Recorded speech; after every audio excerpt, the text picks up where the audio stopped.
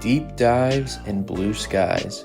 Welcome back to Talking Blue with Nick, the best Dodgers analytical podcast that you can find.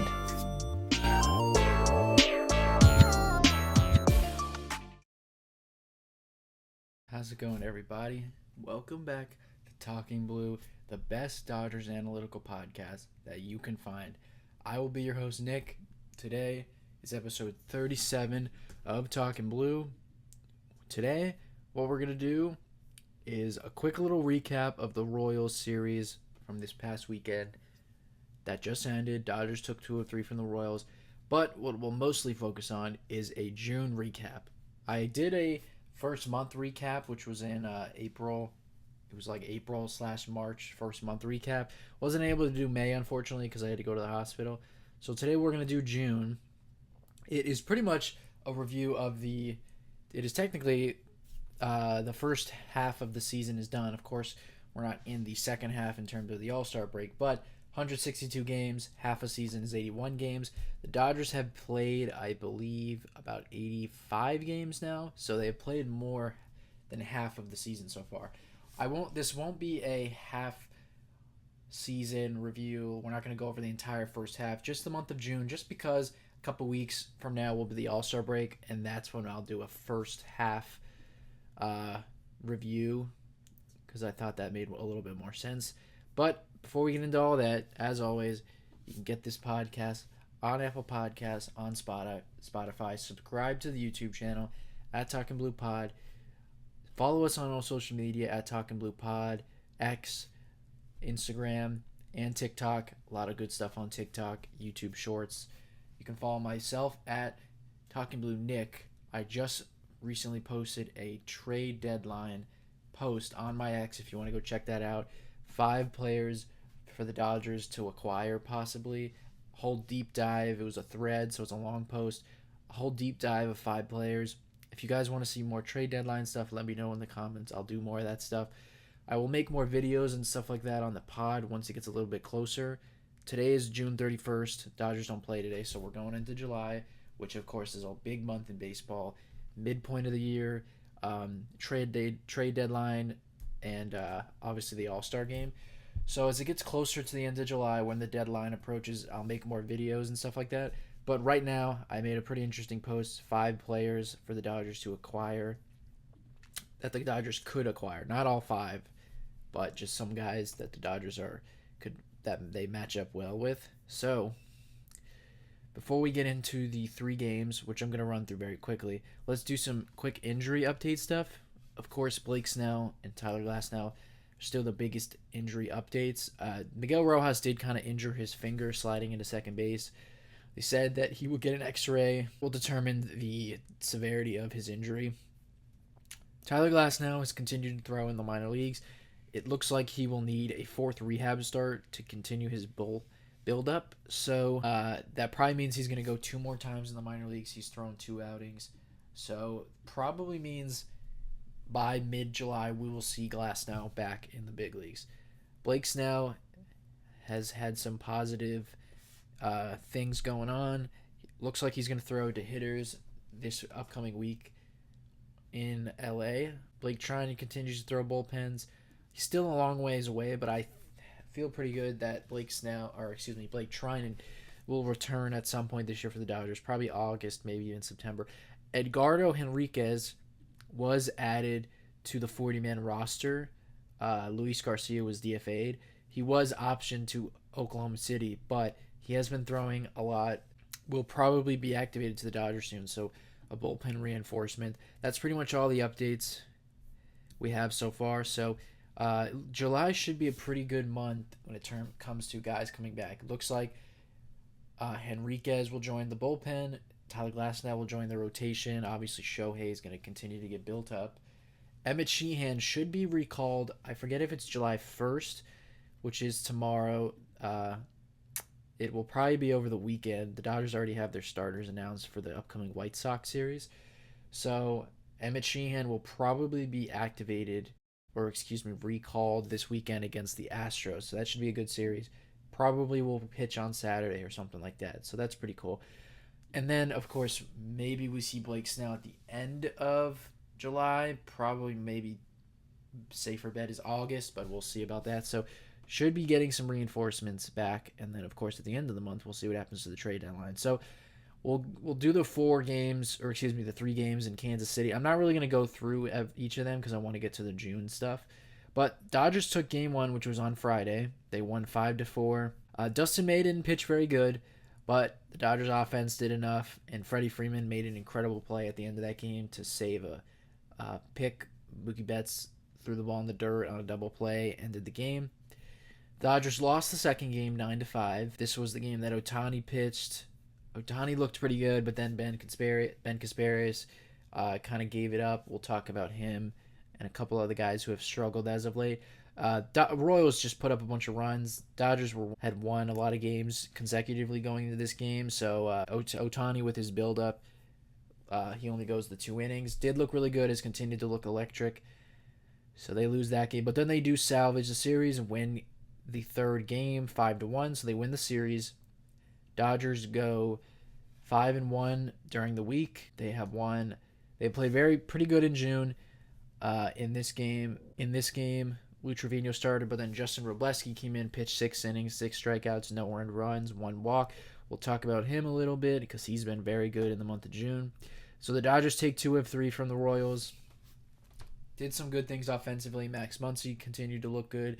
Will Smith, kind of a lot of the guys who have been really good in this month. But the biggest, probably best news was Freddie Freeman in Game 2 getting 3 hits, including a home run. He struggled mightily in June. So we'll get into all of that and some of those guys who struggled, some of the guys who played really well. Month of June, the Dodgers go 17-10, which is pretty good. Obviously, when you're trying to have a really good team throughout the year and have a really good record, the best thing you could do is go over 500 every month and have some months in particular where you play really well. So on my computer, it shows the every month individually. So it has March as 6-0, which obviously they only played 6 games because it's the very end of March, and then they went 15-10 in April. So obviously you can do the math, and they went 21-10 in the first month of the season. So that was their best month. Obviously they played more games than a regular month. In the month of May, they went 15-12. Just over 500. That they had a lot of.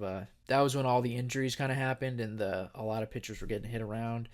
And then obviously this month 17-10. It was a much cleaner month. So offensively, it's if you look at some of the numbers, it was their lowest month in terms of OPS, but I think the pitching looked a little bit better this month. Obviously, with guys like Kershaw coming back, him pitching really well in June. So what I wanted to talk about is some of the guys who have played really well and then the guys who have struggled that we want to see more from. So obviously, some of the offensive players, the leaders of this month offensively were Max Muncy, of course. He was the Dodgers' best player in June. Andy Paz, really good in June. He's had such a good year so far. Obviously, Ohtani. Ohtani was actually someone who was teetering in between, was probably leading towards having a bad month, but the end of June got really hot, put up some numbers, and in the month of June, Ohtani had an OPS of 931. He hit 7 home runs. Only had the 265 batting average compared to other guys like Miguel Rojas hit 348, Max Muncy hit 333, Andy Paz hit 324. So hitting a lot of home runs at the end of the month kind of saved Ohtani. But Will Smith, like I just said, he also had a really good month. But the production from the offense kind of fell off after those guys, after those 4 hitters specifically. Then on the pitching side, Justin Robleski and Clayton Kershaw, 2 left-handers. So obviously, Kershaw, we talked about how good he's been lately. And in this month, specifically in the month of June, Clayton Kershaw, 27 innings pitched, 27 2/3, and he had an ERA of 2.28. So Kershaw was really solid. And then Justin Robleski, who kind of got called up at the beginning of this month. I can remember him making his first start actually against the Cardinals, not pitching too bad. That's when I kind of noticed his velocity jumping up and stuff like that. That's kind of when his resurgence started in this month. 26 1/3 innings, 26 strikeouts, an ERA of 2.73. Only had 6 walks in the entire month. So Justin Robleski, been a really big find for the Dodgers. Again, we'll see where the pitching staff goes in terms of getting healthy, getting guys back, maybe some acquisitions. We'll see where Justin Robleski sticks. I don't think he'll be starting any playoff games, but he's been in a really interesting role. They kind of use him as a bulk guy. I think the last game he actually started was in St. Louis. After that, they usually have a reliever come in before him, and then he'll come in the second or third inning, and he's been very good. The velocity, like I said, has been up. He's got a really good cutter. Doesn't walk hitters, keeps the ball. Doesn't get let up a lot of barrels and stuff like that. So Robleski has been a big find for the Dodgers, and it's kind of come out of nowhere. I was not high on Justin Robleski. I didn't really like a lot of his numbers, but he has been very good in the month of June. And again, I talked about this before, he's kind of give the Dodgers something to think about. With all these injuries, someone like this can be very valuable, especially when we know the Dodgers do like their openers and stuff like that. With obviously Ohtani right now kind of pitching 1 to 2 innings to start a game, then you bring in a guy like that. He has been a big find for the Dodgers for sure. Those have pretty much been all the guys who played really well in June. Like I said, obviously Max Muncy was incredible this month. Max Muncy actually had an OPS over 1,000, 1,113 OPS. He had 7 home runs, and it's kind of crazy. Muncy's actually got himself into really respectable numbers in terms of the All-Star voting. I thought this was cool because I don't know if you guys do the All-Star voting every day, vote for the Dodgers. I do vote for Dodgers, but I try to keep it pretty neutral. I do give it to guys who I think actually deserve it, so I don't just vote all 9 Dodgers. I see some people do that, which is fine. I don't if I think it's close, I'll lean to a Dodger player, being a Dodger fan. But like for example, Ketel Marte and Tommy Edman are the 2 finalists in second base. I vote for Ketel Marte because I think he's more deserving.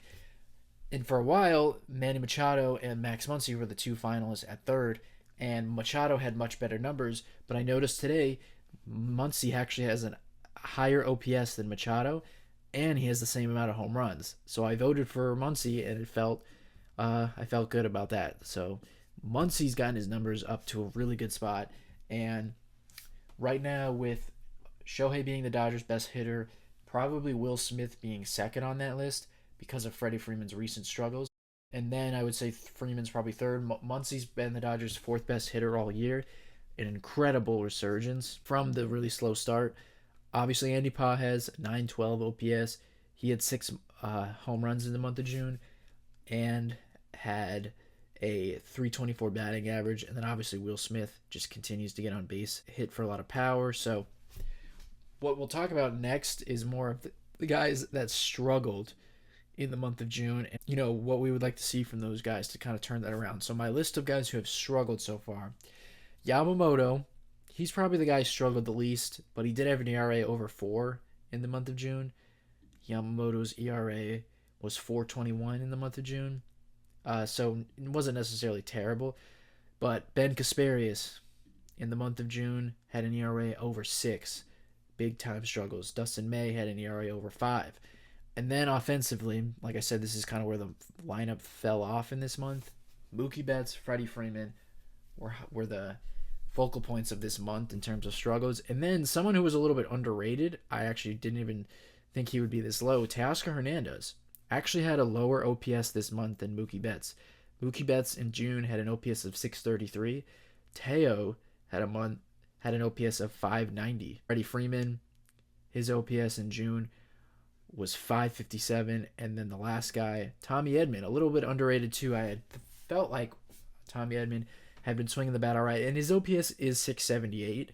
So of all those guys, it was the highest. So Yamamoto on the year has been incredible, still has really good numbers. Not really worried about Yamamoto. He kind of just occasionally gets into spots where his command gets away from him, walks a couple batters, and then ultimately will give up one big hit.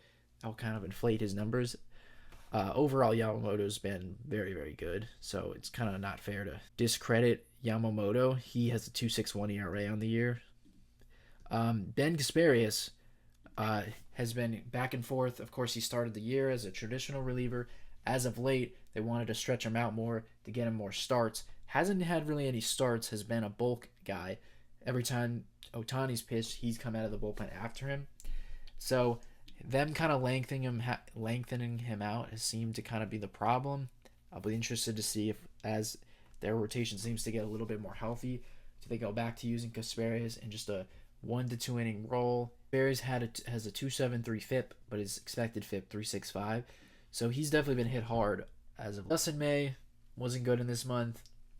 It kind of seems like every time Dustin May gets some run support, he kind of gives it back up. In this Royals series, Dodgers scored some runs for him, and then he immediately just gave it back up. So Dustin May, I've always loved Dustin May because he's been around for a long time, has a really good story because of all the injuries. He's finally pitched healthy and is looking like he's going to pitch somewhat of a full season. But unfortunately, because of his production, maybe some acquisitions, maybe some guys coming back, I don't know what his future is. I don't know. I don't think he'll be back with the Dodgers next year, but in terms of this year, his near future with the Dodgers seems to be kind of in question. So we'll talk about the last three guys offensively, and it's headlined by Mookie and by Freddie. And then I'm actually going to throw Teo in there because, like I said, it was kind of surprising to see how bad he was. So Mookie Betts, the month of June, a 633 OPS. He only had one home run. This was the month that really tanked Mookie's numbers to where he's basically been a league average hitter now for the entire season, for the entire half of the season now. Before that, Mookie had very unlike Mookie numbers, but he still had an OPS in the mid 700s. There were times that he was getting hot and his numbers were headed towards 770s, 780s, stuff like that, which are very respectable numbers. But because his numbers were kind of floating around that mid 700s, like a 750, 760 OPS, he was really bad in the month of June, and that's what's kind of tanked his numbers. Hit 240 with a 303 on base, which is very unlike Mookie, and then only a 330 slug. Now, I think he's gotten very unlucky from the eye test.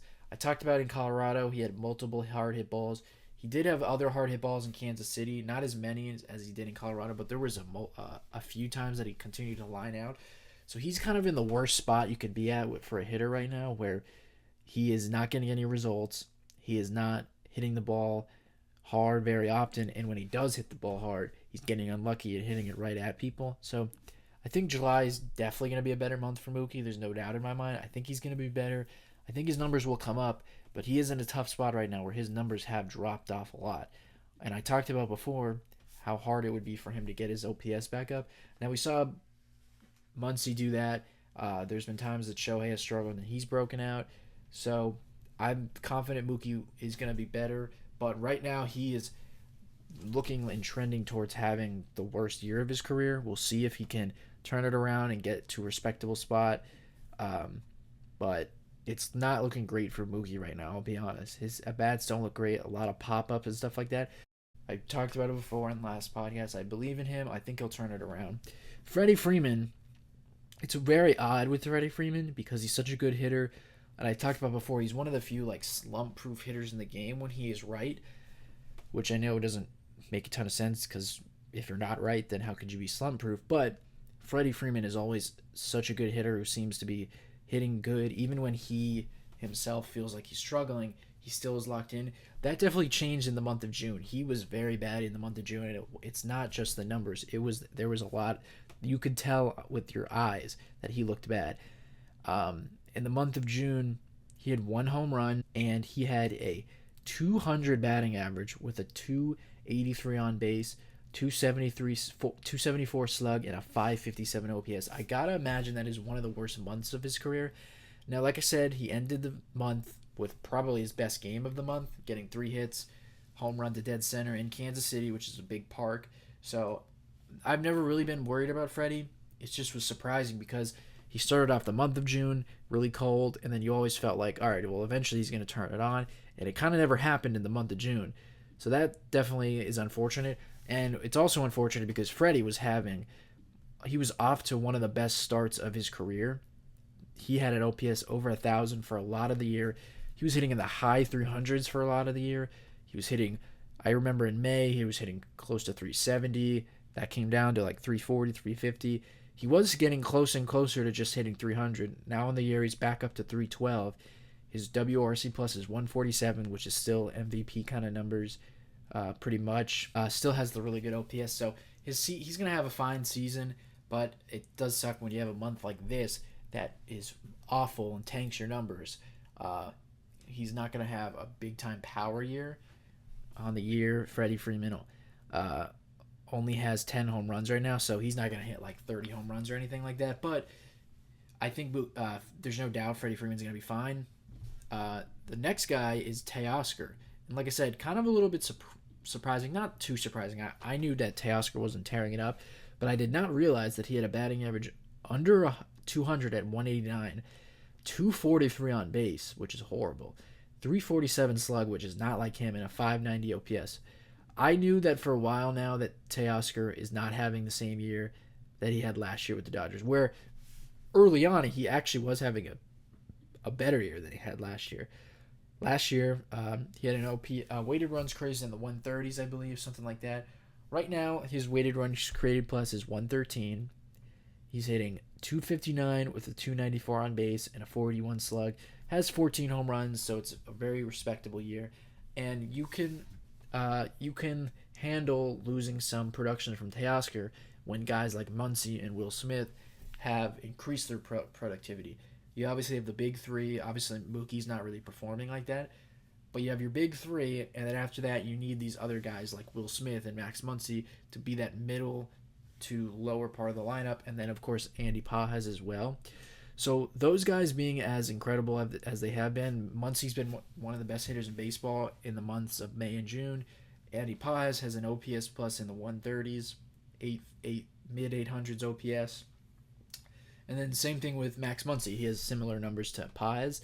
And Will Smith, Will Smith has a OPS in the 900s. He's been one of the 10 best hitters in the game, the second best catcher in the game. So you can handle the loss of productivity from Teoscar. But he's been chasing a lot. He struggles against breaking balls down and away. But Teoscar's always hit lefties well, good fastball hitter. He will get hot at some point. His numbers will get to a little bit of a better spot, but his defense looked really bad this week in Kansas City. A lot of people were talking about that. I'm actually not sure why the Dodgers don't put him in left field. It looks like Tommy Edman is going to play more center field. There's a lot that goes on with the Dodgers defense because they have so many versatile guys, but Hae-Sung Kim has always been known to be a very good infielder. They've been playing him a lot in center, trying to kind of create his versatility, which I think is smart. But they have been waiting for Tommy Edman to feel a little bit better with his ankle injury. So they've been playing Tommy at second and Kim in center when Kim actually gets a start, which he never really does. But they did play Tommy in center in that last game in Kansas City. They said that we'll see a lot of that going forward. So what I'm hoping to see is Kim play a lot more second, Tommy play a lot more center. Now, I think they should switch Pages and Teoscar because Pages is an elite outfielder defensively, especially in right field. He's better in right than he is in center. Teoscar is one of the worst outfielders in baseball. I actually believe in terms of outs above average, he is second worst in baseball behind Juan Soto. He does have a good arm, which will help make up for some of his shortcomings, but he's not a good outfielder. They should just put him in left and Pages in right. I'm not sure why they continue to do that. Hopefully at some point they'll switch that. I'm not really too worried about Teoscar and especially Freddie. I'm starting to be kind of worried about Mookie, but I still ultimately believe that he will at some point get better. And then the last guy, Tommy Edman, another guy who's kind of had a sneaky bad month.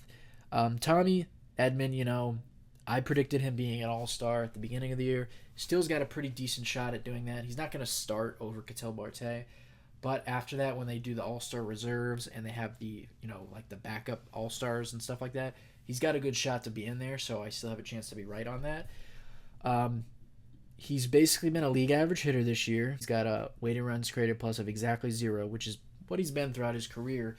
Now, I think he would be a little bit better if he was more healthy. He was dealing with the ankle injury where he obviously missed time, and then he has kind of still been dealing with it while he's been playing in the big leagues. We all know he crushes left-handed pitching. His left-handed swing has gotten a lot better. He racks up a lot of WAR because he's a great defender and a great base runner. So Tommy Edman doesn't need to be the best hitter on the team or anything close to that. He's going to be hitting 9th when the Dodgers lineup is at full strength, which it pretty much is right now. He's going to be hitting 8th or 9th, playing good defense wherever he's at and running the bases. And you kind of just hope that he continues to mash left-handed pitching and just hold his own against right-handed pitching. So definitely would like to see him, Teoscar, and Freddie and really Mookie be better in the month of June. But really, the guys that I'm looking to see improvement from in the month of July, I should say, excuse me, are it's headlined by Mookie in my mind. Some people might say Freddie because of how uncharacteristically bad he was in June, but for me it's Mookie because I don't really worry about Freddie. Freddie is a guy who just rolls out of bed and hits. In the month of July, the biggest guy I want to see play better is Mookie Betts. I want to see his bat improve. I would really love to see him have a hot month where he has an OPS in the 800s, get his numbers up a little bit more. We'll see what happens.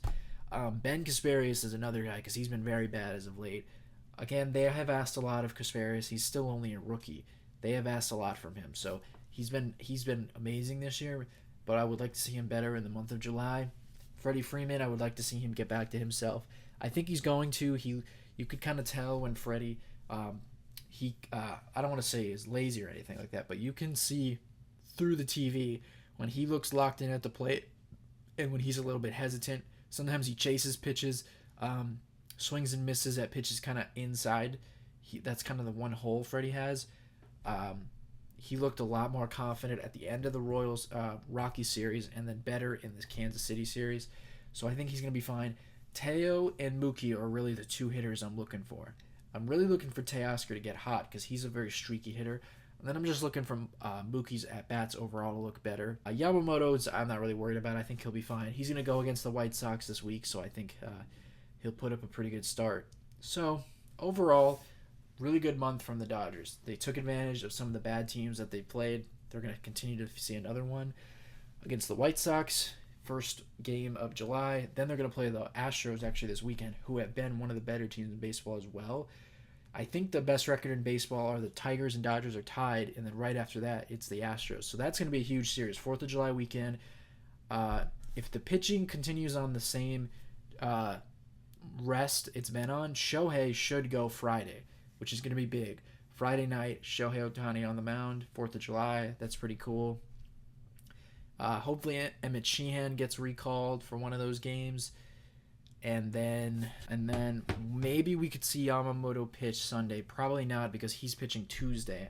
If the Dodgers' schedule this week had them play on Monday and Yamamoto was pitching, he would pitch on Sunday. They might not have him pitch on Sunday because he's going on Tuesday, one less day of rest. So, like I said, very good month from the Dodgers. They have the best record in baseball right now. They're tied. It's going to be a lot of stuff going on in July. We're going to see a lot of All-Stars. Freddie Freeman will be an All-Star. Will Smith will be an All-Star. Yamamoto will be an All-Star, as well as probably Muncy gets picked to the team. Probably we'll see about guys like Tommy and Mookie. Mookie's not really deserving, to be honest, but they're going to have a lot of All-Stars go to the All-Star game. I don't think any Dodgers will be in the Home Run Derby this year.